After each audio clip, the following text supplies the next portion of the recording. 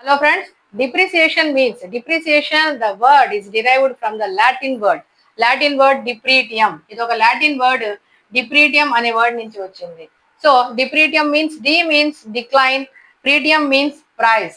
So depretium అంటే ఈ ధర, డిక్లైన్ మీన్స్ తగ్గడము, ప్రైస్ అంటే ధర తగ్గడాన్ని మనము డిప్రిసియేషన్ గా చెప్పవచ్చు. ధర ఎందుకు తగ్గుతుంది?